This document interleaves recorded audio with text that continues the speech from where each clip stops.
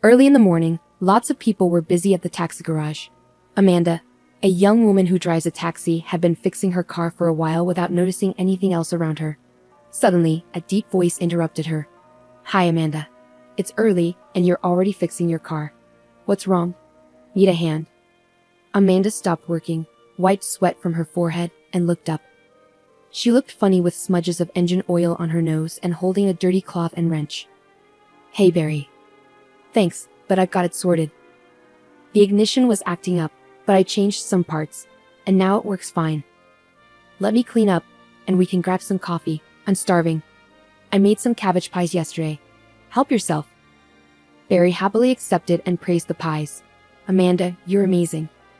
These are tasty. You're good with cars, baking, and you're pretty. Too bad I'm married, and your fiancé is foolish. You should be appreciated and taken care of." Amanda sighed heavily, sat down with him, sipped her hot coffee, and said thanks, but men are all the same.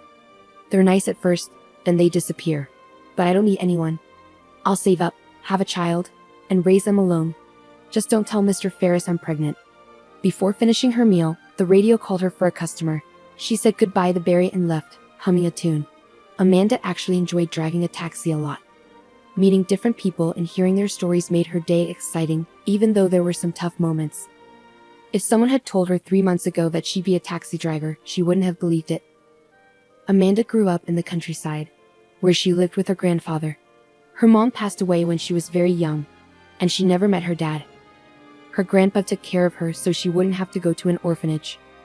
Amanda loved living in the countryside, with fields of wheat, fresh-smelling hay, and her favorite cat. Her grandpa taught her everything, from cutting grass to fixing their old Chevy. They even fixed up the whole car together. By the time she was 16, Amanda could drive just as well as anyone else. She passed her driving test on her first try, but then she decided to move to the city. Amanda knew there weren't many opportunities in the village, with all the young people leaving. So her grandpa gave her his savings and wished her luck. Amanda rented a room and got a job as a waitress in a cafe. It wasn't her favorite job because she had to stand all day and her back hurt by the end of each shift. But she needed to earn money somehow. Every day, a handsome young man named Steven came to the cafe during Amanda's lunch break. He always ordered coffee, sandwiches, and snacks, taking his time to enjoy them. Steven couldn't take his eyes off Amanda, and she felt shy whenever she served him. That's how they started talking. Steven worked as a manager in a tour company nearby and lived with his parents, who both worked in a bank. They were a regular family. Steven would give Amanda lots of compliments and flirt with her.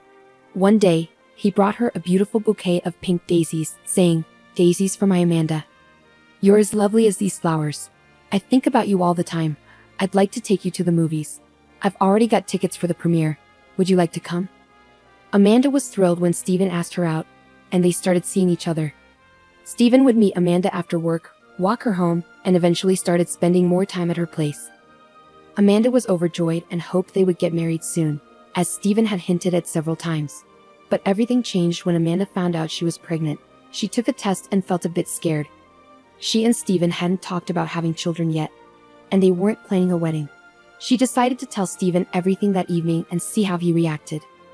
When Amanda told Steven she was pregnant, he stayed silent for a long time, looking unhappy. Amanda felt hurt and asked, "Are you happy, honey? It's our baby, yours and mine. Maybe we should get married sooner rather than later." Steven mumbled something unclearly, saying it was too soon and that he thought they were being careful. He said he needed to talk to his parents about it first. Then he left, not answering calls or showing up for lunch as planned. Amanda was exhausted and cried a lot, not understanding why Steven was acting this way. She was devastated when someone told her they saw Steven with another woman at the mall. Amanda couldn't believe it. She thought maybe it was a mistake, but she needed to find out for sure.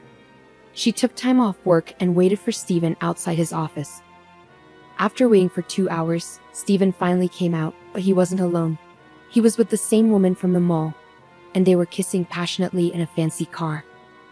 Amanda's heart sank, as she felt deeply hurt and betrayed.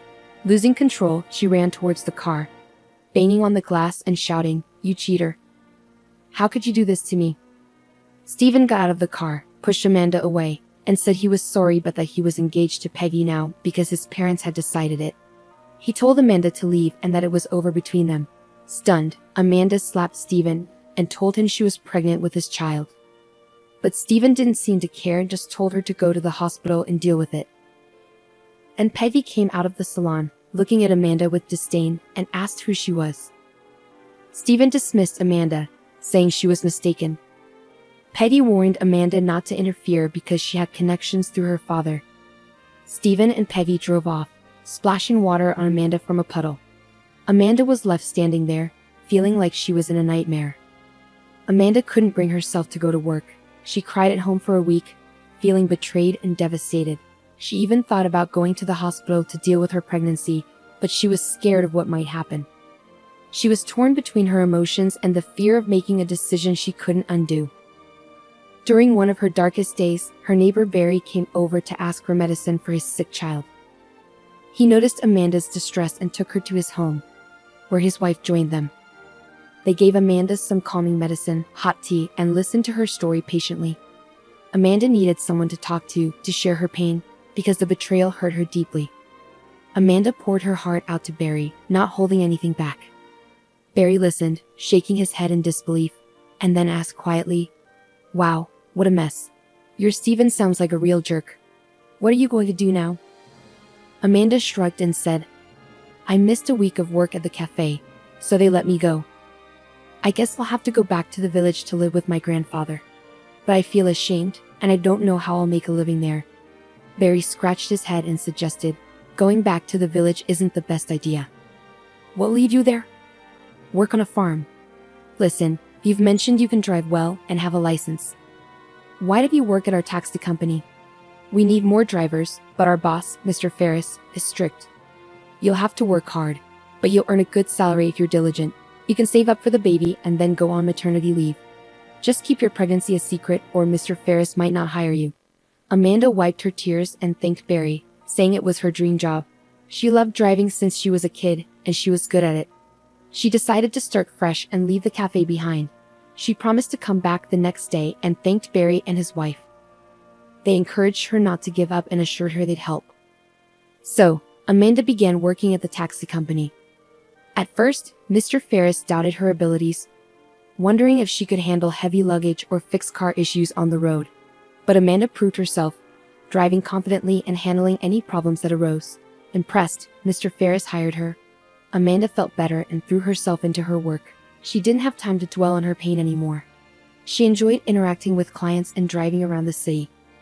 Amanda felt happy again, even though her belly wasn't showing yet, and she wore loose clothes to hide her pregnancy. So Amanda kept working hard until her maternity leave.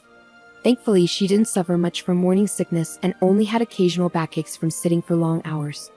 It was still better than carrying trays at the cafe. The only problem was the nosy and greedy owner of the taxi company. After every shift, he demanded detailed reports and even installed cameras to monitor the driver's interactions with customers and handling of money. Despite this, Amanda found the team to be excellent, especially since there was no gossip or drama like at the cafe. She remained good friends with Barry and enjoyed their tea breaks, where they talked about life. Today, Amanda had a big order to drive a client far out of the city, promising good pay for the long distance. She was in a great mood, already planning for her baby's arrival and trying not to dwell on Steven's betrayal. However, upon arriving at the client's mansion, she found him extremely drunk and indecisive about taking the cab. Eventually, the homeowner canceled the ride, leaving Amanda feeling frustrated as she wasted time and fuel without earning anything. She knew Mr. Ferris would be unhappy, but it wasn't her fault. To top it off, heavy rain started pouring, further dampening Amanda's mood. As she drove halfway back to town, a man suddenly emerged from the woods ahead of her. He staggered from side to side, covered in mud and dried blood. Amanda couldn't just drive past him, so she slowed down to see if he needed help. She decided that if he was drunk, she wouldn't give him a ride, but she wanted to make sure he was okay. Amanda put on her hooded jacket and got out of the car. She ran up to the man to check on him. "Hey, are you okay? Can I help you? Where are you going? If you need to go to the city, I can give you a ride." The man looked at her with tired eyes and whispered weakly, "Help me." Then he passed out and fell by the roadside. Amanda tried to wake him up, urging him to get up so she could help him into the car. After struggling, She managed to get him into the car and drove him to the hospital. Along the way, she tried to learn more about him, but he only said his name was Mitchell and was in pain. Amanda made sure he was taken care of by the hospital staff before saying goodbye and wishing him well. When Amanda returned to the taxi park, she realized she was late and worried Mr. Ferris would be angry. She had forgotten about the camera in the car, but Mr. Ferris saw everything from his office and was furious.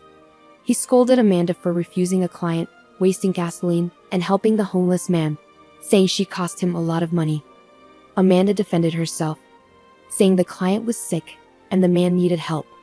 But Mr. Ferris didn't listen and threatened to deduct the cost of the gasoline from her salary and take away her bonus as punishment. Now get back to work. You're completely out of control, doing whatever you want. And don't forget to clean the car. It's covered in dirt. How will decent people get in it? Amanda angrily washed the car, thinking to herself, well, this is how you get rewarded for doing good deeds. You're left with nothing. Mr. Ferris is a scoundrel. Nothing is sacred. Exhausted and sad, she finished her shift, went home, and fell asleep immediately after taking a shower. She had no energy left. The next morning, Amanda was woken up by a knock on her door. She was surprised to find 3 well-dressed men, 2 of them bodyguards, standing outside. An unpleasant older man, clearly the big boss, entered without invitation and greeted her, "Good morning. Your name is Amanda, isn't it? You saved my son yesterday, picked him up on the road, and sent him to the hospital. I'm truly grateful to you. Thank you for not letting a man die." Saying this, he placed a puffy envelope on the table. Amanda waved her hands in amazement, saying, "No need, I just felt sorry for him. The poor guy was badly beaten, barely able to walk, and was in rags. How did he end up in that wooded area?" The businessman seemed taken aback by the question but still answered, "You understand? It's an unpleasant story. My son was kidnapped by bandits and held captive in a cabin in the woods. He managed to escape miraculously and tried to make his way home. Did he say anything to you on the way?" Amanda shook her head. "No, he didn't. He was in a lot of pain and only introduced himself as Mitchell. That's all." The man grinned and said, "Well, that's probably the best news today. All right, we got to go. Take the money. Have a good day. Goodbye." The trio left, and Amanda ran to the window and gasped. There was a whole motorcade of jeeps outside. She counted 4 of them. The girl counted the money. There was a huge sum by her standards. Clearly not a simple gratitude. She pondered. Her sleep was gone. No, something's wrong. First of all, this glossy big shot doesn't look like his father. Not a drop of worry, regret for the fate of his son. His eyes are cold and calculating. Close people don't act like that. Secondly, why did he ask so much if his son had spoken up? So there's something to hide. Thirdly, how did this man learn everything about me so quickly? And most importantly, why did he come to me? And perhaps this money is not gratitude at all but payment for my silence. No. I must go to the hospital again and check on Mitchell. I should find out from him what happened to him. Luckily, today's my day off. Anyway, Amanda bought some goodies on the way and went to the trauma department where she left Mitchell yesterday, but she was not allowed. Why can't I visit my friend? I won't be long. I'll ask how he's doing, and that's all. Let me in for a little while, please. The doctor himself came down to her and strictly said, "Unfortunately, we can't let you in to see Mitchell Libman. He suddenly fell into a coma and is now in the intensive care unit. And it is forbidden to enter there. You have nothing to do there." Excuse me. Amanda was shocked. Yesterday he was weak and beaten, but he was walking on his own feet. And now, all of a sudden, he's in a coma. What's wrong with him? The doctor waved her away angrily. "Why should I report to you? Who are you to him? His father's with him, he knows everything. They'll let you know when you can visit his son. But for now, his condition is extremely serious. I don't have time to argue with you. I have other patients waiting for me. Have a wonderful day." Amanda was very upset and began to leave the hospital. But then she was stopped by the nurse. She took Amanda to a back room and whispered, "It's not as the doctor said. You're Mitchell's fiancé, aren't you?" I guessed it right away. "Well, there's something wrong here. He's not in a coma. He's just being given some powerful medication, and it's unclear why. But I noticed that respectable man who seemed to be his father gave the doctor a big envelope with money and asked him to make sure that Mitchell never left the hospital." Not at all. I treated his wounds yesterday, it was nothing serious. I think the doctor sold his soul to the devil because he is an avid gambler and he needs money. I know this because I have a cousin who suffers from this addiction. I have seen the doctor several times in the casino when I took my cousin out of there. I told you the truth, but don't give me away, okay? Or they'll fire me or destroy me. Alright, I'm off. Amanda was in shock. She didn't know what to do, how to help Mitchell. She scolded herself. Well, I got involved in a story again. I have many problems myself, and I'm worried about other people's problems. What a stupid character I have. The girl was tormented with worries and doubts all night, not sleeping a wink, and by morning, she decided for sure that she would not be able to live peacefully if she did not save Mitchell. After all, the guy was her age. Why should he die? It's not right, it's not fair. Amanda's first impulse was to run to the police and tell them everything she knew. But then she changed her mind. After all, if the rich man had so much money and connections to buy everyone and everything, then in the police, he probably has his own people. And what could she charge him with? It's all just rumors so far, no proof.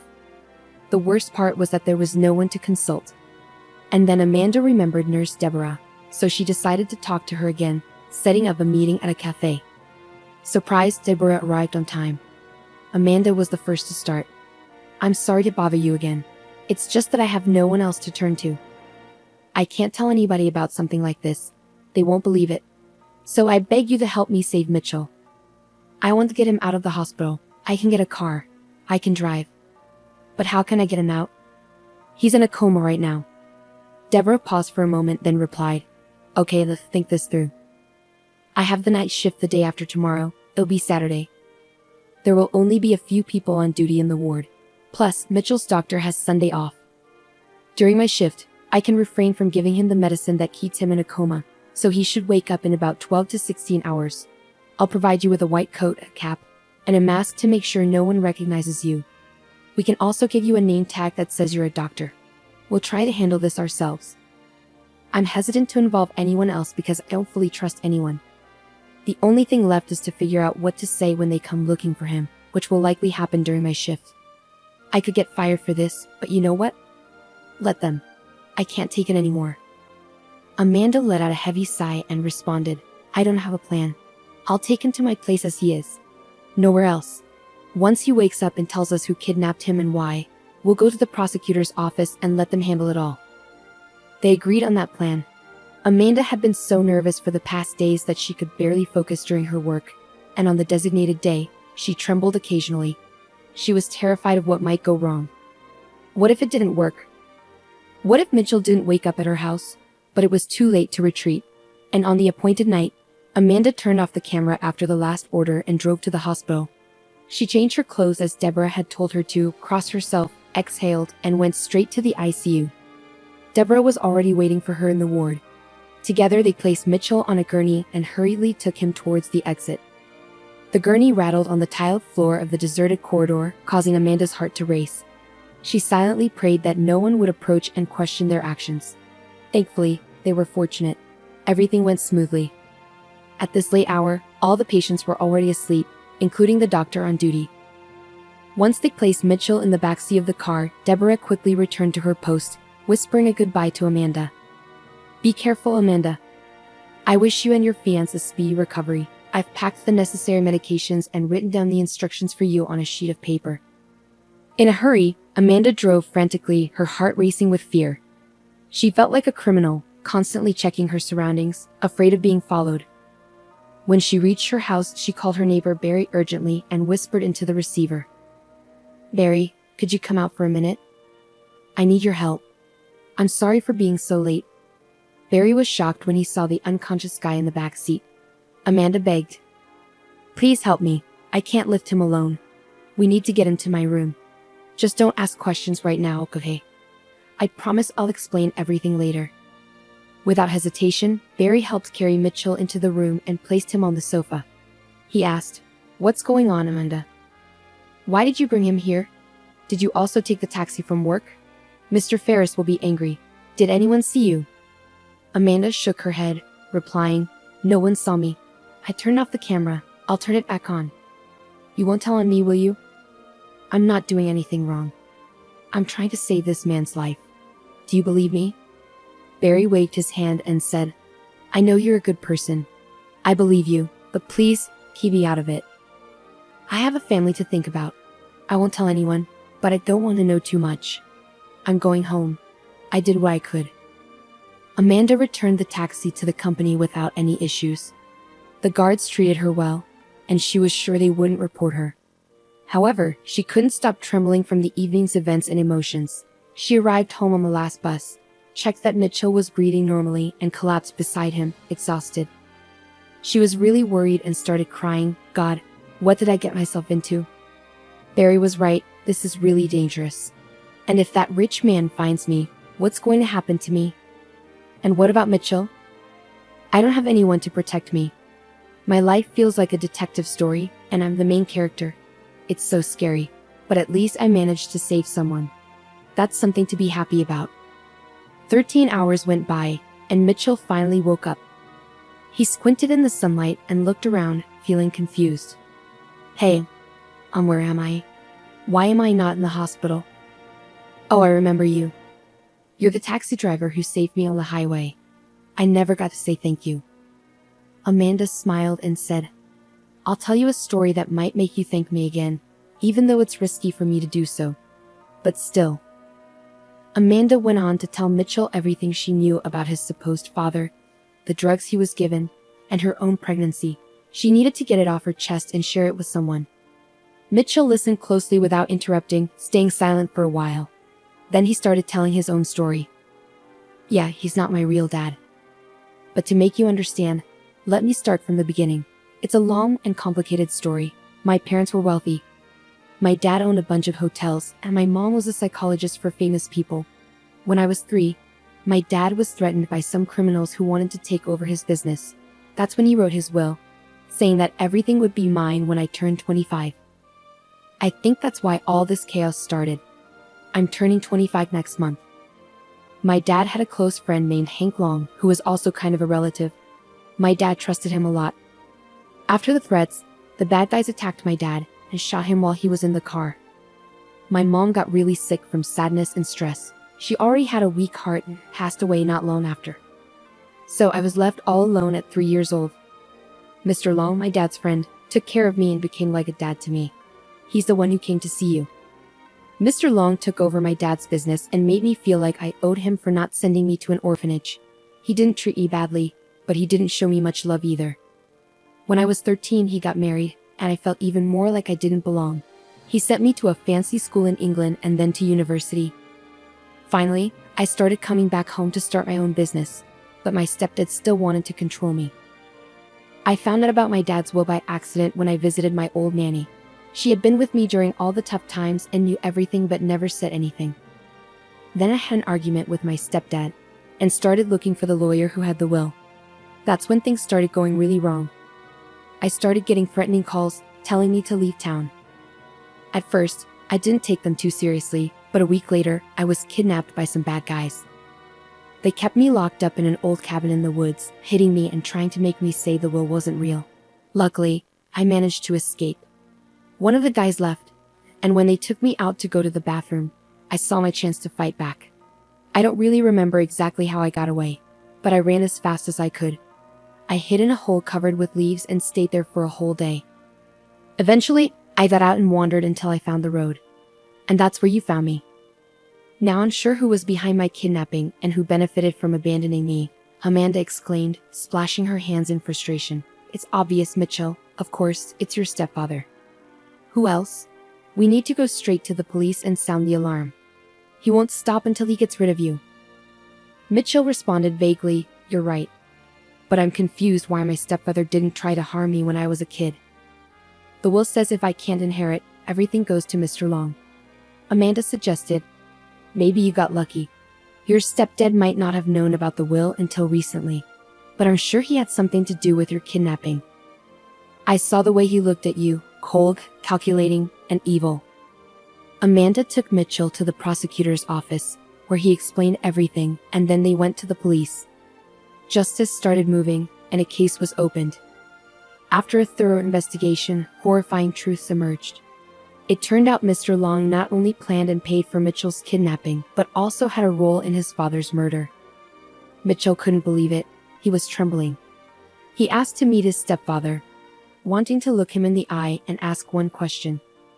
He thought maybe his stepfather would apologize, facing a life sentence, but instead the scoundrel acted brazenly.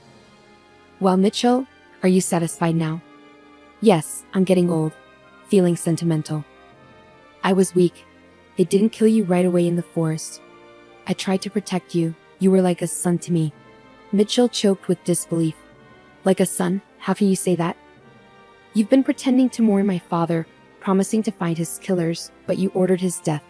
Because of you, my mom died soon after. You ruined my life. Why didn't you kill me earlier? Why did you pay for my education if you never loved me? I know you only tolerated me." The businessman grinned wickedly. "At first, I pitied you, so I sent you away to study. It also helped my reputation in high society to educate the son of my late partner. It kept suspicion away from me and I gained respect. But now, you've returned to ruin my plans. It was only when you mentioned the will recently that I panicked. I couldn't let you inherit everything so easily. I've worked hard for years to build this business, and now it's all supposed to go to you? No way. I thought of everything, planned everything. But you managed to escape from the cabin while I was still deciding whether to get rid of you immediately or later. And I would have succeeded if it weren't for that meddling cab driver. She ruined everything." Mitchell was furious. "Don't you dare insult Amanda. She's amazing. She saved my life twice from you, Dad. You won't get away with this. You'll pay for everything." Mr. Long leaned forward and hissed angrily. "You're very wrong, kid. I have connections and resources. I'll be out of here soon enough. You'll see."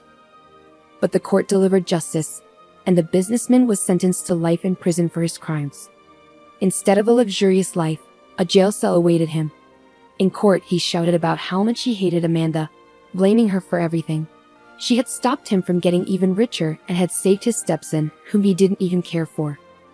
Mitchell took charge of the company and threw himself into his work. He and Amanda became close friends, often spending time together. Mitchell secretly harbored feelings for Amanda. He admired everything about her: her contagious laughter, her unique features, and her kind eyes. However, Mitchell couldn't confess his feelings because Amanda was pregnant with another man's child and preparing for childbirth. He feared that confessing now would only hurt her and ruin their close friendship. So instead, Mitchell chose to take care of her and support her in every way he could.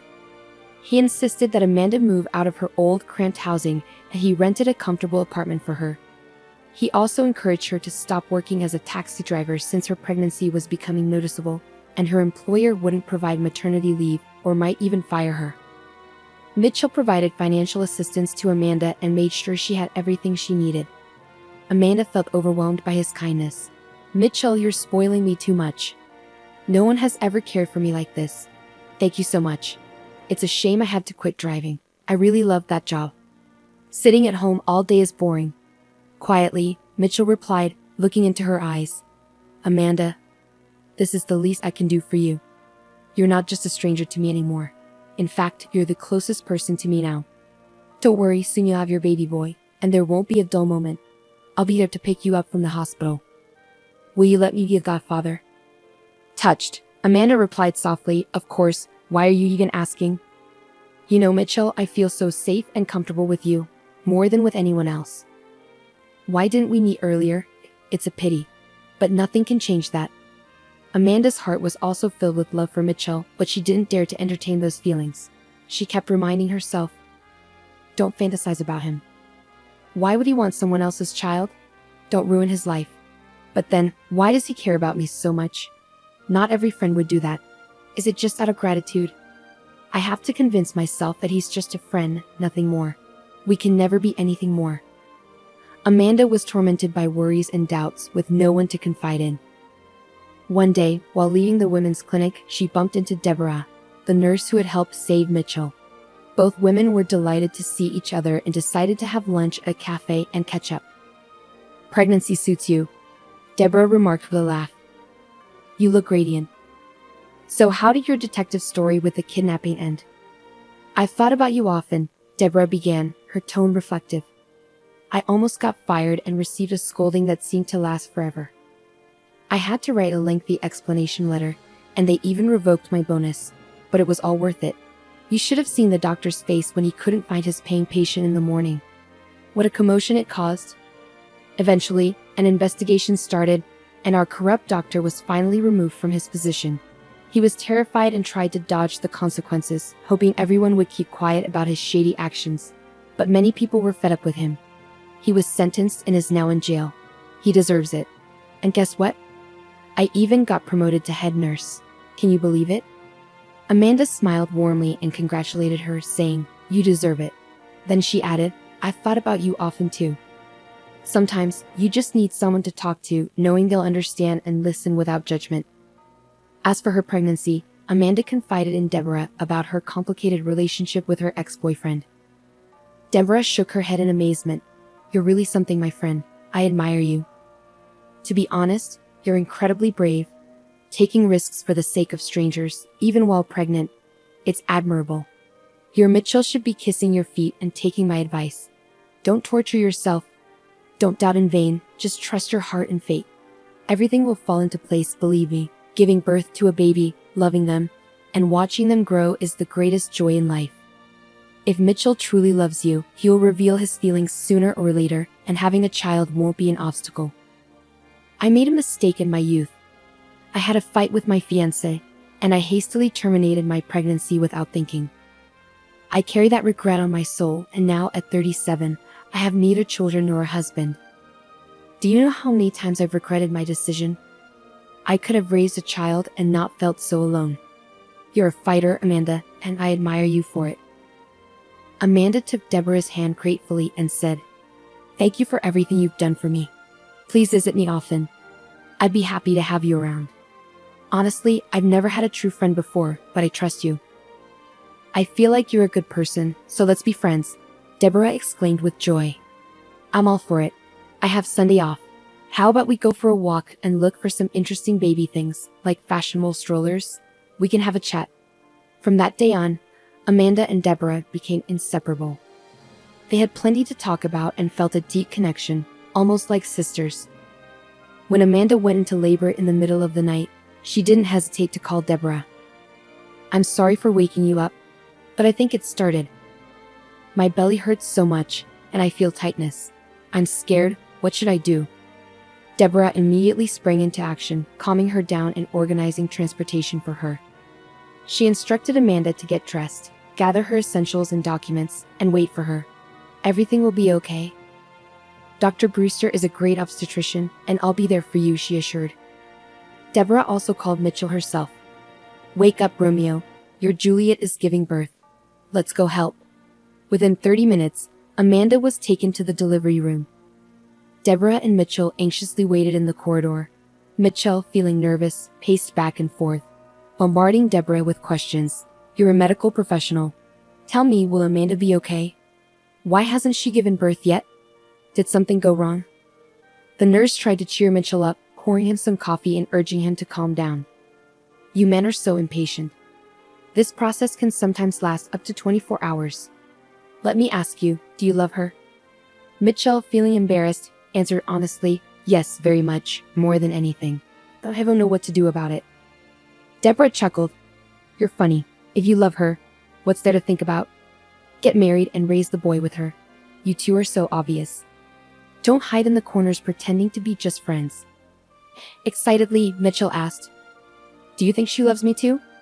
"I'm scared to tell her. I don't want to offend her. I can't sleep or eat. She's always on my mind." Deborah reassured him. "Yes, she does. Trust me. Be more decisive, Mitchell. We women are romantic. We always expect the first step from a man." Finally, a nurse emerged and announced, "Congratulations, Daddy, you have a big boy." Amanda gave birth without complications. Deborah winked at Mitchell, saying, "See? I told you everything would be fine. Go get some sleep, you lucky guy. I'll check on my friend as a medical professional. I'm allowed to." Amanda smiled blissfully as she held her baby close to her chest. The pain of labor seemed insignificant now as she looked at her son. The name Mark came to her mind effortlessly, regardless of who the father was. What mattered was that he was her own flesh and blood, and her life was forever changed. no longer just belonging to herself. Deborah entered the room quietly, kissing Amanda and congratulating her. Look at him, frowning like an old man. Come on, smile. Amanda laughed and replied, to be honest, it wasn't easy. The doctors were worried I couldn't do it on my own. But Mark and I pushed through, and now here he is, my little miracle. Where's Mitchell?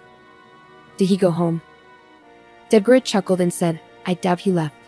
You should have seen how worried he was about you.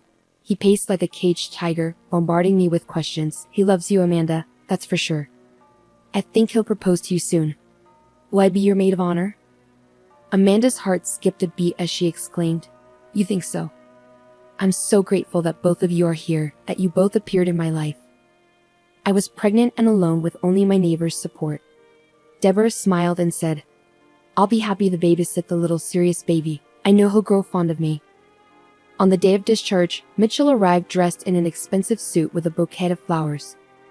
Deborah had been with Amanda all morning, helping her get ready, teasing her and curling her hair with a curling iron. Your Romeo is downstairs waiting impatiently, she teased. Confused, Amanda asked, Deborah, what's all this? It feels like we're getting ready for a party. I'm just being discharged. Why all the fancy outfits? The nurse chuckled and replied, Who knows, who knows? One thing I can tell you is that you're in for a surprise. As Amanda stepped outside, Mitchell rushed to her while Deborah took little Mark in her arms. Mitchell took out a beautiful box from his pocket and opened it. Dear Amanda, I congratulate you on the birth of your son. I want to put this ring on your finger as a symbol that we are more than friends now. I love you, darling, and I want you to become my wife. Will you marry me? The nurses applauded, and the sound of a champagne bottle being opened filled the air. Even the elderly janitor paused his work to witness the scene. Overwhelmed with emotions, Amanda sobbed and whispered, I agree, I love you too, and I can't help it. Deborah clapped her hands and shouted cheers as she raised a glass of champagne. She was genuinely happy that two loving hearts were finally united. Amanda moved into Mitchell's mansion, and the couple officially tied the knot. Mitchell adopted Mark, giving him his surname. 3 years passed. Amanda and Mitchell lived harmoniously, and Amanda deeply appreciated her husband's loyalty, devotion, generosity, and care. She never regretted marrying Mitchell. One February, amidst the cold frosts and snowstorms, Mitchell suddenly suggested, Darling, why don't we go to a warm sea resort? What's stopping us? We'll soak up the sun. Amanda squealed with joy. Of course, I'm in. I've never been abroad, but I'd love to. You're the best. Mark clapped his hands in excitement, and the packing began. The couple visited a travel agency to select a suitable tour. The receptionist, a friendly girl, greeted them warmly and offered them coffee. She mentioned that the manager, Stephen, would assist them. When Stephen approached them, Amanda greeted him but didn't immediately recognize him. Upon closer inspection, she realized he was her ex-boyfriend. Stephen hadn't made any career advancements and remained a manager just as he was before. Amanda decided to play along by pretending not to remember him. She coolly said, My husband's son, and I would like to choose a family tour to the sea. What options do you have to offer? Stephen was visibly flustered and unable to provide a proper response. Lost in his thoughts, he barely heard Mitchell's voice. Finally, Stephen blurted out, Amanda, don't you recognize me? It's me, Stephen. Is this my son? What's his name? Mitchell answered stiffly, This is my son, Mark Lebman. Any more questions? Amanda calmly replied, Don't get excited, my love. The man has made a mistake. Mitchell took his wife and son, and they left the agency. Stephen was shocked. Losing such clients and such a woman. Peggy had left him a long time ago, and he never made a career. Today, seeing Amanda so radiant and happy, he felt offended and angry with himself. Now his son called another man daddy, and what was he left with? Few were willing to marry a simple manager without prospects. Only Amanda had loved him so sincerely and devotedly. If only he could turn back time. Amanda and Mitchell went on vacation, enjoying the sun and water, and came back completely happy. A month later, they received another surprise.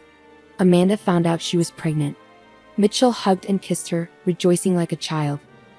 Amanda thought to herself, if someone had told me that I would meet a man on the road, marry him, and have his child, I wouldn't have believed it. And now I'm the happiest I've ever been. That's fate. Soon, Amanda played matchmaker for her best friend, introducing her to Mitchell's friend and partner, Andrew. It was a great decision, as they had a passionate romance, and soon Deborah also became pregnant. Mitchell and Amanda joyfully shouted cheers at their best friend's wedding, wishing them happiness. The two couples often gathered for joint vacations, enjoying friendly and fun times together. To be loved is more valuable than being rich, and our heroes managed to achieve it.